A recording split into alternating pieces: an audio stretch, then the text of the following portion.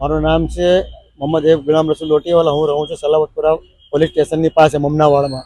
હવે મારી સાથે આજે બનાવ બનેલો છે તે ઉમર પિલા અને યાકુબ સોનીની ઓફિસ પર બનેલો છે.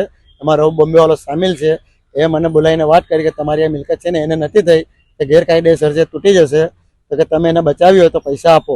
મારી મ્યુનિસિપાલિટીના અંદર ઓળખાણ સારી છે. બોમ્બેવાલાએ કીધું તમે કહો ભાઈ કરો વાત, તમારી મિલકત બચી જાય. મારી જીવનભરની ખૂન પસીનાની મહેનત હતી તો કે ભાઈ બચાવી લઈશું અમે લોકો, તમે પૈસા આપવા પડશે. હું કેટલા આપવા પડશે તો હું વાત કરીને કહું. પછી મારા પર બોલાવ્યો, પાછો ફોન કર્યા રાણીતલા ઓફિસ પર. પછી વાત કરી કે 25 લાખ માંગે છે. હું મારી પાસે આટલા પૈસા નથી. મેં કહ્યું કે કેટલા છે? તો મારી પાસે 17 લાખ છે. તો હું વાત કરીને તમને કહું પટેલ સાહેબને વાત કરીને પછી મારી પાસે કે ભાઈ પૈસા ને તમે આવી જાઓ. મેં 10 લાખ રોકડા અને 7.25 લાખ રૂપિયાના 3 ચેક લઈને ગયો. પછી એ લોકોએ મેં આપી દીધા. બોમ્બેવાળાના ખાતામાં 3 ચેક ગયા, 7.25 લાખના 10 લાખના રોકડા આપેલા હતા. અને બીજું કે ભાઈ 2 મહિના થયા કે પાછું લાવ્યો આ નાટક. પાછા મને બોલાવ્યો હતા ઓફિસ પર રાણીતલા ઉમર પિલાની યાકુબ સોનાની.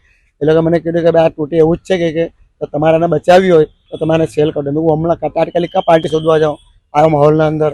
તો કે પાર્ટી બી અમારી પાસે રેડી છે. તો કે ભાઈ કોણ છે? તો કે એલિયાસ કપાડિયા કરીને છે. હું એને ઓળખતો નહીં હતો. તમે કે અમે એ લોકો બધું કરી નાખીએ છીએ વાતચીત અને તમને પૈસા અપાવી દઈશું. પણ તમારે પહેલે કે એને દસ્તાવેજ કરવો પડશે વ્હાઇટના એન્ટ્રી આપીને. તો કે મેં ચાલો મંજૂર છે. પછી તમને પૈસા મળી જશે બપોરના બાકીના. મને પૈસા મળ્યા નથી ઉપરના. વ્હાઇટના જે પૈસાવાળા ચેકના તે ઉમર પિલાના ખાતામાં જતા રહ્યા છે. અમારી 2021 ચાલે છે. 2020 દસ્તાવેજ કરેલો હતો, પણ લોકડાઉનના કારણે મારું કેસ જરા ઢીલો પડી ગયો. ટાઈમ ચાલ્યો 2 વર્ષ લોકડાઉનને લઈને. હવે આ લોકોએ મારી સાથે જે કામ કર્યું છે તે બિલકુલ તદ્દન ખોટું અને ગેરકાયદેસર કરેલું છે અને મને રોડ પર લાઈને ઉભો કરી દીધો છે. બોમ્બેવાલા છે એ લોકોને મળતીઓ છે. ઇલિયાસ કાપડિયાનો સમજી છે. તે લોકો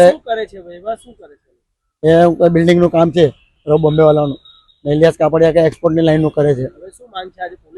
મેં પોલીસ કમિશનર પાસે વારે ઘડીએ આવીને અરજીઓ કરી છે. અરજદાર બનેલો છું કે મને ઇન્સાફ અપાવો, ઇન્સાફ અપાવો. પણ यहाँ પણ મારું કંઈ થતું નથી. અને સલાવતપુરા પોલીસ સ્ટેશનમાં મારી ફરિયાદ કરેલી હતી.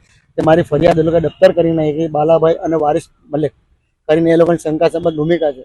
હવે મેં એ લોકોની પાસે ગુનો દાખલ કર્યો. મને 17 દિવસની જ્યુડિશિયલ કસ્ટડી થઈ. એના અંદર મને જામીન થઈને આ લોકો પહેલો પર બહાર આપેલો. હવે બીજું સાહેબ કે ભાઈ મારે એ લોકોની સાથે એટલી લડત છે કે ભાઈ મને આરટીઆઈ મેં કરી કે ભાઈ મને જે તમે ગુનો દાખલ કર્યો છે 465, 467, 468 ને 471, તો કયા પેપરના આધારે કયા ગુના મેં ખોટા પેપર મૂકેલા છે કે તેના મેં આ કલમો લગાવી છે. તમે એ લોકો વારે ઘરે અરજી કરી તો મને ધમકાવે છે. અને મલેક આપણે વારિસ મલેક મારા ઘરે આવીને આખો મોલો જમા કરતો હતો અને બધાને બનાવી કે ભાઈ આ છે સમજ, ખાલી સમજના અંદર